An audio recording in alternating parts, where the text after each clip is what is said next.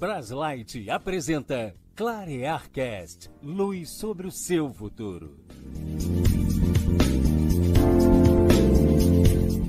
Bem-vindos, sejam muito bem-vindos. Eu sou Marco Antônio e hoje vamos receber Herbert de Souza Andrade, presidente da Associação dos Fundos de Pensão e Patrocinadores do Setor Privado, mais conhecida como APEP. E esse é um podcast comemorativo. A APEP completou 35 anos, proporcionando diversidade de vozes e ampliando o debate público frente à modernização das práticas nas previdências privadas.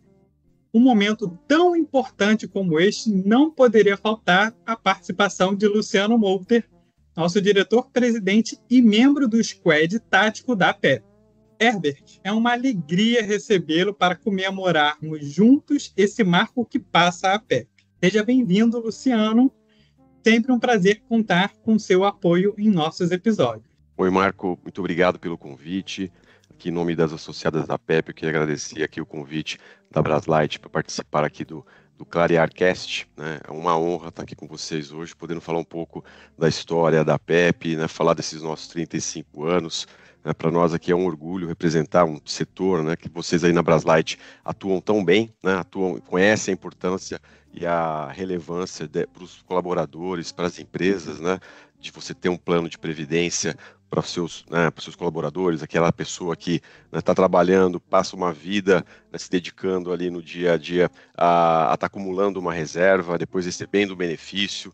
Então, acho que a gente sabe da relevância, sabe do orgulho que é atuar nesse setor. Então, para nós aqui é sensacional estar aqui com vocês hoje falando desses 35 anos, né?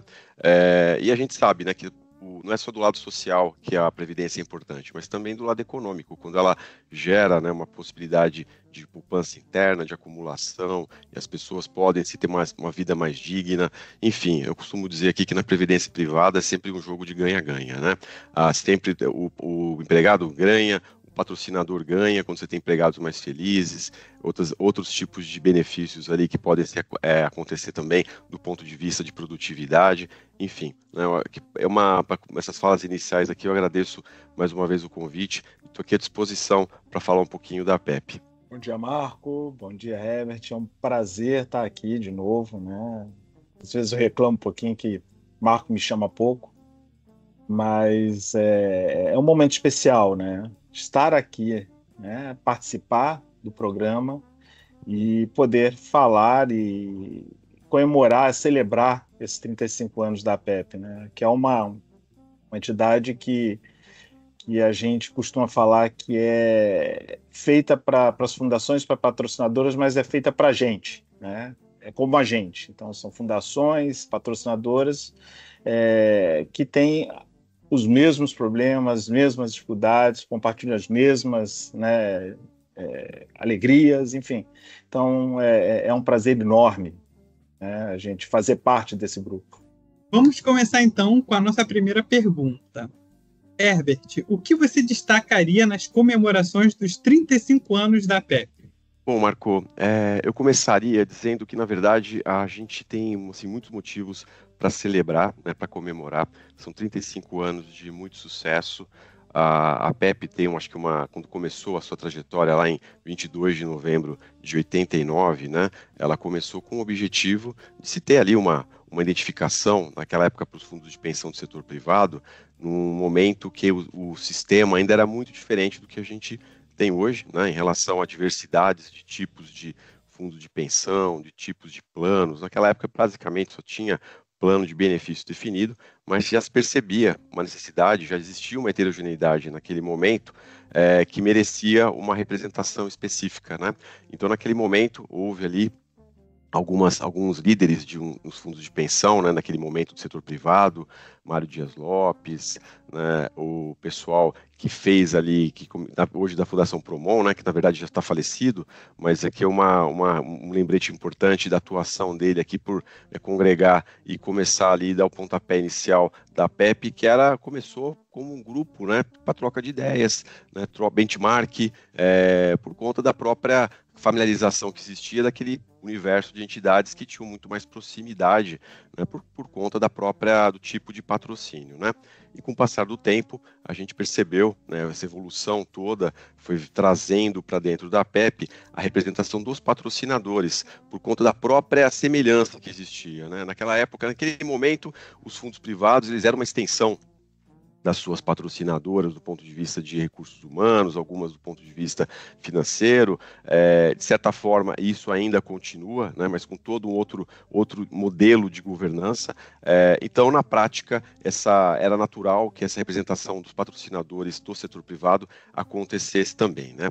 Então, esse significado é que, na prática, a gente consegue trazer para dentro da discussão da Previdência complementar como um todo, a importância do patrocinador, né? Porque, na verdade, um plano de previdência, ele começa, né, por uma iniciativa de um empresário, de um patrocinador, que resolve montar um plano de benefícios para os seus colaboradores. E, na prática, é isso que a PEP tenta trazer hoje, né? Representar esse patrocinador do setor privado que oferece esse tipo de plano, né, para os seus colaboradores, né? E a gente, como eu comentei na minha fala inicial, né, toda a relevância que isso traz, os benefícios que isso traz para o seu, né, pro seu público, né? E a gente é muito agradecido porque todo esse processo, né, que aconteceu nesses 35 anos só nos foi, diria, hoje, né, olhando pelo nosso grupo de associados, né, super relevante. O Braslight, por exemplo, é uma associada representativa, relevante, assim como todas as outras que nós temos. Então, para a gente é um motivo de mais do que comemorar, né? Eu acho que é, de fato, trazer um significado que essa representação ela é cada vez mais, né, justa e correta de se ter dentro do sistema uma voz específica aqui para o setor privado, para o patrocinador do setor privado, né? E 2024 foi um ano muito significativo para nós em relação a conquistas, né? Nós temos, reforçamos ali o nosso papel nos órgãos, né, que estão ali no governo, né, no CNPC. Hoje nós temos 2 cadeiras no CNPC, né, que foram indicações tanto do titular quanto do suplente, o Reginaldo José Camilo e o Antônio Gazzoni. No CRPC também, a Ana Paula de Raffré, a nossa representante titular. E nós também tivemos atuação em outras discussões aqui, especialmente na Previc, no COFON, né, em outras comissões também que foram criadas em 2024, e também a atuação que nós tivemos ali, isso um ano anterior, né, em 2023, no GT, que foi criado ali pelo Decreto Previdencial, que trouxe a PEP para discussão ali de temas relevantes aqui do nosso sistema, né? Então, essa aqui eu diria que é mais do que motivos para comemorar, né? Eu acho que é de reforçar essa continuidade e que o nosso trabalho está sendo feito de uma maneira, né, que tem gerado esse impacto positivo para o sistema. Perfeito, Herbert. Assim, eu queria só complementar, né? Acho que a importância da PEP ela reside justamente nisso. Você ter um ambiente onde patrocinadora e a sua entidade, a sua fundação estão discutindo, né, em conjunto. Infelizmente, às vezes a gente se depara com algumas situações onde a patrocinadora é vista como um adversário, ou alguém que não está ali para ajudar. Ou seja, o bem comum é o mesmo, todo mundo tem o mesmo objetivo, né? E uma fundação forte, muitas vezes, significa ter uma patrocinadora forte. Então, eu acho que essa é a diferença da PEP. Porque você tem ali os dois lados da moeda e você não tem seu participante, né? Mas isso ajuda muito ter essa, né? Ter todos poderem se sentar à mesa e discutir, né, um bem comum. O engajamento da PEP e sua administração nesses 35 anos é inegável. Por exemplo, o último seminário Previdência Complementar em Debate reuniu especialistas com reflexões sobre temas sensíveis como a retirada de patrocinador e como atrair os jovens para a previdência privada. Você pode contar um pouco para nós como a PEP vê esses dois temas e os principais pontos desse debate? Oi, Marco, claro, acho que, sim, além desse seminário ter sido, né, um grande sucesso, trazendo, né, temas, né, significativos e sensíveis, né? A gente não se furta de debater esse tipo de tema, né? Inclusive, nós participamos no GT presidencial das discussões sobre a atualização da norma de retirada de patrocínio, né? Assim, olhando do ponto de vista do patrocinador, é óbvio, né, que não se existe um fomento, uma discussão por um sistema se você não tiver uma porta de saída, né? Então, naturalmente, você só vai ter um patrocínio privado se você tiver condições claras, regras claras, tanto de continuidade quanto também de saída, né? E sempre lembrando que um patrocinador, como a gente comentou aqui no início já, né, foi uma fala minha aqui anterior, o patrocinador ele pensa em criar um plano, e pensa também nos benefícios que ele vai ter, especialmente em relação à produtividade dos seus empregados, né? Eu acho que essa é uma discussão muito importante, já tem bastante informação a respeito dessa significado de você poder trazer esse tipo de benefício e como isso pode influenciar positivamente. Então, na prática, né, nenhum patrocinador ele monta um plano de benefícios pensando na retirada, né? Mas as coisas acontecem, as dinâmicas empresariais, elas estão mudando a todo momento, né? Então as empresas, né, se associam, são vendidas, né, fazem reorganizações societárias e muitas vezes, né, os novos, né, players não estão dispostos a continuar naquele modelo previdenciário. E aí, eu acho que do ponto de vista de convencimento, a gente daqui lá da PEP vai estar sempre defendendo o lado, né, da previdência complementar fechada. Então, assim, do que o sistema precisar, a gente vai estar sempre defendendo esse lado, né, do Previdência Complementar Fechada por suas inúmeras vantagens em relação à Previdência Aberta, mas o empresário vai ter sempre, né, a decisão final em relação a continuar ou não, né? A gente sempre considera que tem que se respeitar ali os direitos acumulados, né? E que se tenha sempre regras claras. É importante para a gente, do ponto de vista de segurança jurídica, que você tenha estabilidade de regras, né? Então, você não pode ter mudanças de regra a todo momento, né? É um exemplo que a gente costuma fazer. De repente, você está se preparando lá, fazendo uma metáfora aqui com futebol, né? De repente, está todo mundo lá no aquecimento, preparado para entrar no campo e, de repente, muda o esporte, né? Ou mudam as regras, né? Agora vale, né, o gol de mão, né? Então, esse tipo de situação, ela, no fundo, ela gera, ela é anti-fomento, ela gera uma desconfiança, né, uma preocupação ali para o empresário, que acaba afastando ele do sistema, né? Então, essa também é um outro tema que a gente bate com bastante, assim, força dentro da PEP para se defenda a clareza de regra, que se tem estabilidade, né? A gente não está dizendo que as coisas não possam mudar, não possam evoluir, mas que você tenha estabilidade para que você tenha um sistema relativamente previsível, né? Porque você sabe a regra que quando você entrou, a regra era de um jeito, se você quiser sair, olha, aquela regra quando eu entrei era desse jeito, então, né, por que você está mudando a regra agora, né? Mas sempre, como comentei, pensando do lado também do participante, né? E aí lembrando sempre, o patrocinador não faz isso pensando na saída, né?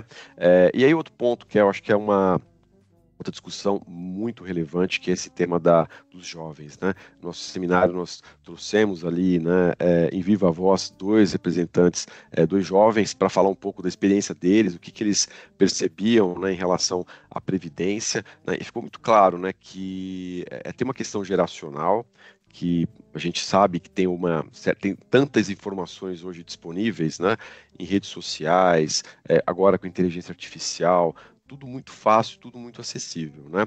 Então, esse jovem, ele gosta de experiências, ele gosta, né, de ter ali a sua, né, de certa forma, expor a sua vida de alguma forma em redes sociais, né? Isso não é uma forma, não estou generalizando, mas é um modelo, né? Eles gostam de acompanhar ali influencers, eles têm uma visão ali de exemplos de pessoas que falam muito pouco de previdência complementar, né? Até me salta aos olhos uma lembrança do nosso seminário, de um jovem que ele comentou, olha, o que é um fundo de pensão, na verdade, né? Então, que é o que a gente costuma chamar aqui as entidades fechadas de previdência complementar, né? Que também já é um nome complexo. eu acho então, que a gente começa uma discussão do ponto de vista de marketing, né? Na prática, nós temos um excelente produto, né, inegável. Aqui, no caso, estou pregando para convertidos, né? Mas aqui na Braslight vocês fazem um excelente trabalho, né? Então, vocês têm ali o grupo que vocês atendem. Esse pessoal conhece, né? Tem muito mais noção de uma previdência do que aquele universo de pessoas que estão fora hoje do mercado. E o contingente de empresas, o contingente de pessoas hoje fora da previdência privada, ele é muito significativo, né? Então, na prática, ele acaba sendo um produto, né, de uma minoria, né, que está se beneficiando desse benefício que é oferecido pelos seus empregadores. Então, a gente começa a ter uma dificuldade de marketing, uma dificuldade de acessibilidade, porque poucas pessoas conhecem na prática, e a questão da educação financeira, né? Educação financeira e previdenciária, como ela é muito pouco difundida no Brasil, apesar que agora se existem alguns, né, os movimentos, né, e já tem a obrigação de que isso seja discutido também já no ensino fundamental, né? Então já começa. A gente espera que no futuro a gente tenha aqui nas próximas gerações esse tema com um pouco mais de conhecimento, né? Que os trabalhadores, os futuros trabalhadores já cheguem aí numa idade, na idade laboral, já conhecendo um pouco melhor esse produto e tenham já mais conhecimento e, no fundo, eles cobrem suas empresas em relação a isso. Porque é o outro lado da moeda, né? De você também ter um produto que ela acaba sendo, na percepção do colaborador, um produto que não agrega, né, tanto quanto outros benefícios. E a gente que está aqui, milita no meio, a gente sabe da importância dele, né? E, inclusive, eu trouxe recentemente eu dei um depoimento relacionado a uma pesquisa da Robert Half, que é uma consultoria de recursos humanos, né, que mostrava ali alguns benefícios, né, que é oferecidos para os colaboradores, e o colaborador hoje, por exemplo, ele tem uma preferência por assistência médica para pet em relação à previdência privada, né? Não é uma diferença tão significativa, mas saltou os olhos, porque, na verdade, a gente tem expectativa de que a previdência, né, ela tenha, até para ele poder cuidar do seu próprio pet, né, que ele possa ter uma previdência para fazer isso a longo prazo. Então, é o que eu costumo dizer, né, existe uma certa comoditização, né, do benefício hoje. O próprio trabalhador, ele acaba olhando, né, e vendo se uma empresa oferece um plano aberto, né, ou uma empresa oferece um plano fechado, por exemplo, a Braslight, né, tem um excelente plano que ela oferece para os seus colaboradores das patrocinadoras.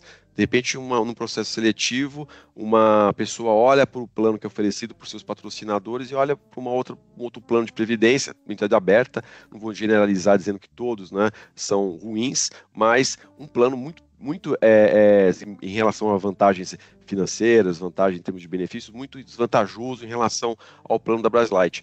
Ele não vai ainda estar no mérito de avaliar o plano, né, as diferenças do plano. Ele vai falar, olha, essa empresa oferece previdência, aqui também oferece previdência. Ele vai simplificar isso e vai, de certa forma, isso passar ao largo. Todos os benefícios que são oferecidos por seus patrocinadores podem passar desapercebidos num processo seletivo, e de repente a pessoa acaba tendo uma acumulação muito diferente ao longo do tempo, né? Então, o que nós vemos hoje é que nós temos uma discussão social, né, cultural, e que, assim, para nós o desafio é imenso, né, porque você tem que fazer esse convencimento, e se pensa que o patrocinador, né, a gente fala assim, põe como se fosse uma figura, né, diferente da população, mas ele também é um ser humano, né, então o mesmo viés que existe para as pessoas hoje que não, né, conhecem a Previdência com profundidade, é o patrocinador também, que ele não conhece, acaba não percebendo isso, e depois que ele vai oferecer um plano para os seus empregados,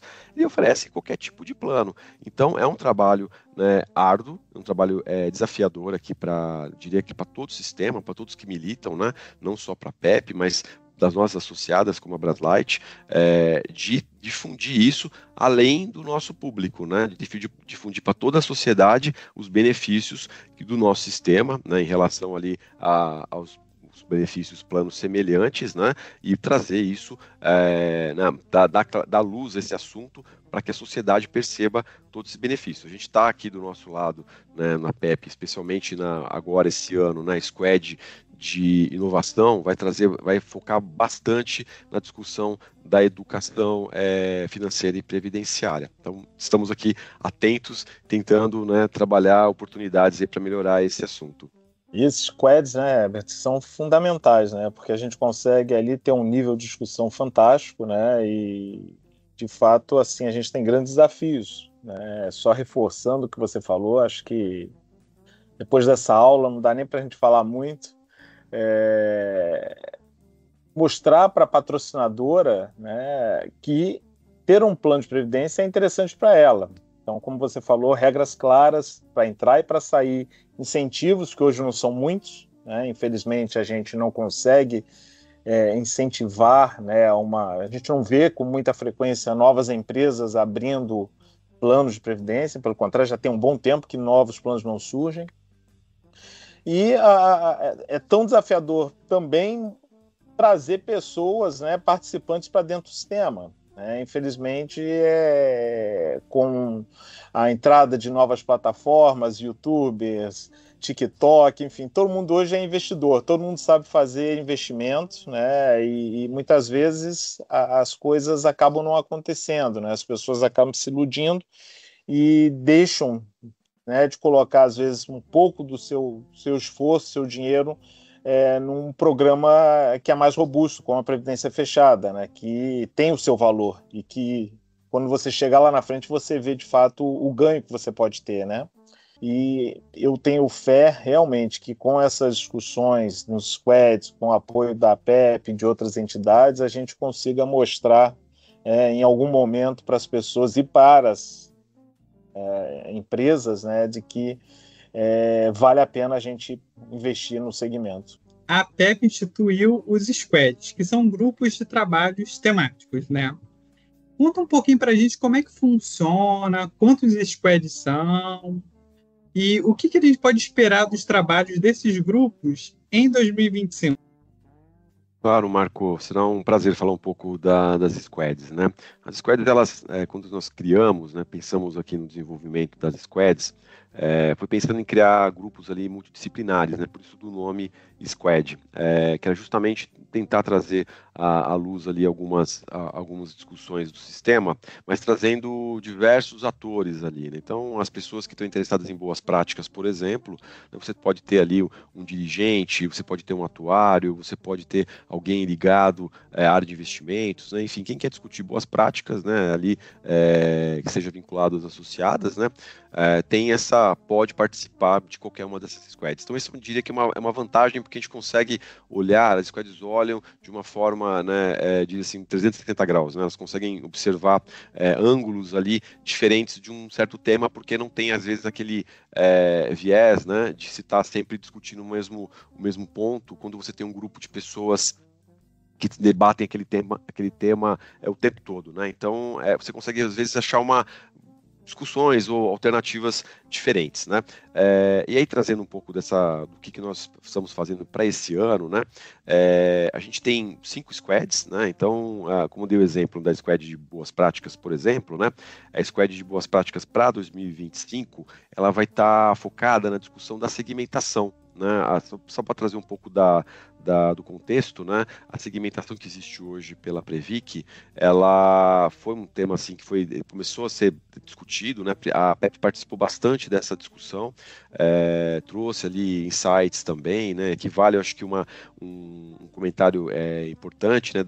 Dessa gestão da Previc ser uma gestão bastante atenta ali, participativa do ponto de vista de estar ouvindo, né? De estar atenta ao que o mercado está trazendo, a sociedade civil leva ali os pleitos, né? Leva ali as discussões, eles estão sempre atentos, estão sempre ouvindo. Então, inclusive nessa questão da segmentação, eles estiveram muito atentos e fizeram ali um trabalho, né, que agora a gente, na Squad de Boas Práticas, quer evoluir, trazer ali, dar ali outras possibilidades também, debater metodologia, debater ali, né, benefícios em relação à segmentação em si, oportunidades que você pode trazer, porque o sistema ele é super heterogêneo, então assim, não bastam apenas aquelas 4 segmentações, né? Na prática, a gente não está sugerindo que existam N segmentações, mas que dentro dessas 4 segmentações você possa ter ali elementos que você pode, por exemplo, transitar entre um segmento ou outro, se você for melhor, né, ou não em relação a determinados assuntos, como, por exemplo, governança, né? Mas eu não vou dar spoiler, né? Porque aqui na Braslight também, né? O pessoal também pode querer participar, então a gente é importante que o pessoal discuta isso ao longo do ano. É um tema que a gente está bem assim, diria assim, com uma expectativa bastante alta em relação ao trabalho desse grupo, né? De tentar classificar ainda mais dentro dos segmentos, como é que a gente pode melhorar um critério, né, que, como eu já falei aqui em outras oportunidades, né, publicamente, foi um critério muito bom, assim, muito inteligente na formatação e definição da classificação das entidades, né? Nós temos a Squad de Inovação, que como eu falei agora há pouco, né, esse ano ela vai focar na educação financeira, essa vai ser uma prioridade, né, e por motivos óbvios, né, a gente precisa debater a educação financeira sobre outros ângulos, né, então o fato de estar na inovação, né, não é porque a educação financeira é inovador, mas é que existe muita inovação na educação financeira, né. O Luciano deu exemplo aqui, por exemplo, dos influencers, né, youtubers, né, pessoal de rede social que está ali atuando como educador financeiro, né, a gente precisa trabalhar esse tema dentro das nossas associadas e não só nas associadas, né, como eu comentei também, a gente precisa ter uma forma de começar a levar esse assunto além do nosso público hoje, né? Eu digo, a gente tem que pescar, né, além do nosso aquário, né? A gente tá ali, tem um mar aberto que a gente precisa estar informando e dando esse tipo de conhecimento para a sociedade. E também existem hoje iniciativas, especialmente lá do Ministério da Previdência Social, né? Dentro da Secretaria do Regime Próprio e Complementar, que existem várias iniciativas também de educação financeira e previdenciária. Então, essas oportunidades também podem ser exploradas pela Squad ao longo do ano para a gente tentar trazer esse tipo de insumo que possa ser também aproveitado por nossas associadas, né? Nós temos uma Squad de investimentos, essa terceira Squad que eu vou estar falando agora, né?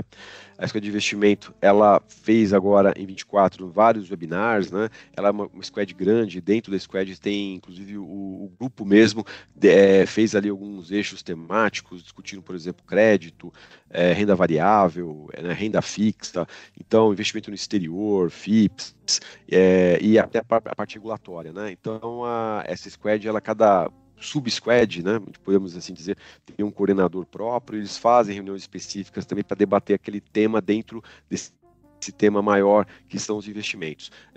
E a turma costuma se reunir fazendo webinars para apresentar os seus resultados, né, para discutir com mais profundidade ali alguns assuntos. Agora, para esse ano, a ideia, eu acho que é avançar nessa discussão, questão da resolução CNPC 61, que trouxe a marcação na curva e a mercado, né? A possibilidade de se marcar novamente na curva papéis ali em planos, por exemplo, de contribuição definida. Essa vai ser uma das discussões que vai ser feita pela Squad esse ano. Estamos aí na expectativa de uma atualização da resolução CMN 4994 também, que deve estar saindo e com certeza trará novidades. A própria discussão da atualização da 175, né, da CVM 175 em relação ao setor. Então, o sistema costuma debater muito aqui no caso dessa Squad, né, debatendo muito internamente, depois abrindo isso para os webinars para complemento ali dos demais associados. A edição dinâmica, eles vão ter bastante assunto para avançar, né? Então a ideia é que esse ano seja um ano bastante rico em termos de novidades para essa Squad. Nós temos uma Squad que ela começou em 24, que é a Squad de assuntos jurídicos. Essa eu diria que ela tem uma roupagem diferente, porque ali o grupo são de advogados, né? Então tem ali os nossos associados que participam, né, dessa Squad também, como todas as outras. Esse é um grupo que está se organizando aqui para definir as prioridades ao longo de 2025, né? O que não falta é assunto jurídico para ser debatido no nosso meio, né? Teses, interpretações aí de vários assuntos, né? Até por conta das próprias atualizações que aconteceram aí recentemente, né? Nas mais variadas formas, né, que a gente pode imaginar aqui dentro do nosso sistema. E a Squad Tática, que é a Squad Tática que o Luciano, por exemplo, participa, né? Ela é formada aqui pelos heads aí das nossas associadas, né? E ela é uma squad que ela tem pelo próprio nome dela, né? Ela convocamos essa squad quando nós temos necessidade de ter ali algum posicionamento, alguma atuação mais específica da PEP, né? Então, na prática, ela é uma squad que ela fica ali na retaguarda e nós convocamos quando nós temos que ter algum posicionamento institucional, né, em cima de determinado tema. Esperamos que a squad ela tenha, assim, quando for necessário a gente vai convocar, mas a gente espera que ela seja uma squad pouco acionada agora em 2025. Eu fico muito feliz com todo esse entusiasmo do Herbert nesses 35 anos da PEP. A Previdência Complementar tem, de fato, que ser essa roda colaborativa de pesquisa e constante busca pelo aperfeiçoamento de práticas para alcançarmos novos públicos, cumprindo nossa missão de proporcionar mais qualidade de vida para a sociedade brasileira. Desejamos vida longa à PEP e conte conosco para contribuir para o sucesso da entidade. Meus parabéns aí pelos 35 anos. Muito obrigado, Marco. Mais uma vez eu queria agradecer aqui pelo convite da Braslight, na figura do Luciano. Estamos aqui disponíveis para continuar nessa jornada pelo tempo que ela for necessário. Então, parabéns aí pela iniciativa, né, do podcast. A gente está aqui à disposição para ajudá-los, né? E mais uma vez, muito obrigado, pessoal. E, Herbert, acho que agradecer muito, né, sua presença e parabenizar pela administração, belíssima administração, né, pela condução da PEP e, de fato, pelo que a PEP representa aí para toda a entidade. Obrigado mesmo. Um abraço a todos. E como recado final, eu quero perguntar para quem está ouvindo a gente, nossos participantes, vocês conhecem a APB? A APB é a Associação de Participantes da Braslight, uma associação independente e de inscrição facultativa para aposentados, pensionistas e participantes da ativa da Light. Para conhecer a APB, é só entrar no site www.apbraslight.com.br ou procurar no Google APB Braslight. Obrigado, Luciano. Obrigado, Herbert, por participar do nosso episódio do ClarearCast. E assim encerramos mais um episódio. Até o próximo ClarearCast. ClarearCast, uma produção Braslight em rede.